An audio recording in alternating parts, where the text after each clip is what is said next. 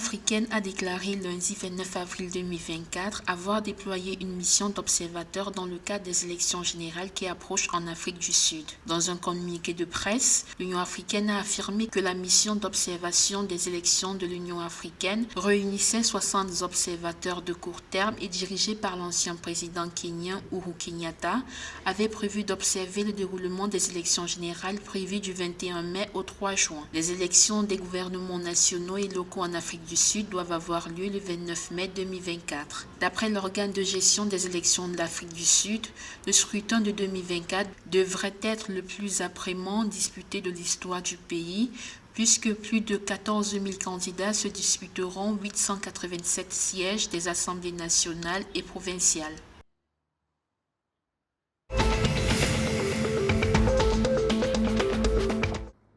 Le PIB de l'Angola a augmenté de 0,9% en 2023 sous la pression de la dévaluation de la monnaie et de l'inflation, a annoncé mardi 30 avril 2024 la Banque nationale d'Angola.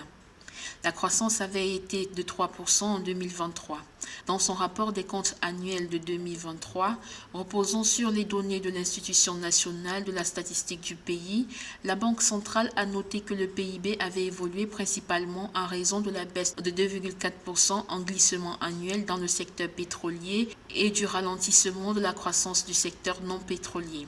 C'est l'industrie de l'extraction et du raffinage du pétrole qui a contribué le plus au PIB de l'Angola, atteignant 28,2%. Après une légère croissance en 2022, le secteur pétrolier a connu un déclin en 2023 en raison d'une diminution de 3,3% de la production.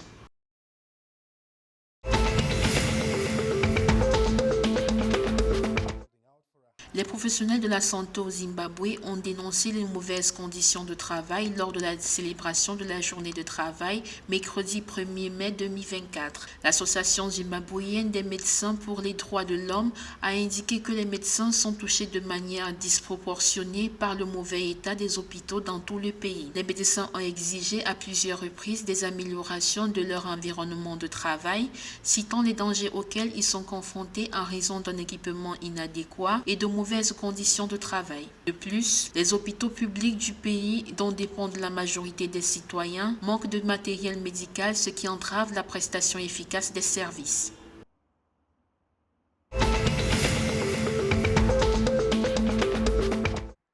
Dans le cadre de la célébration de la fête du travail, mercredi 1er mai 2024, le président de la République zambien Hakainde Hichilema a appelé les employeurs à renforcer les capacités de leurs employés afin d'améliorer les capacités sur le lieu de travail. Il a chargé les employeurs de veiller à ce que personne ne soit licencié en raison d'un manque de compétences, mais qu'ils devraient néanmoins envoyer des employés suivre une formation afin de maintenir et d'améliorer la main-d'œuvre sur le lieu de travail.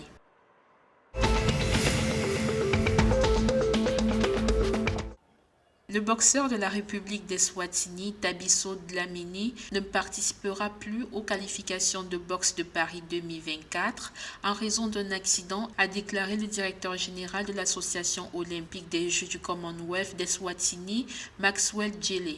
Pour garantir une place d'universalité aux boxeurs aux Jeux olympiques d'athlètes du pays, Maxwell Djele a adressé une demande au comité spécial du Comité international olympique. Par ailleurs, le tournoi mondial de qualification qui se déroulera en Thaïlande du 26 mai au 2 juin offre aux boxeurs l'opportunité de s'assurer une place aux Jeux olympiques de Paris 2024.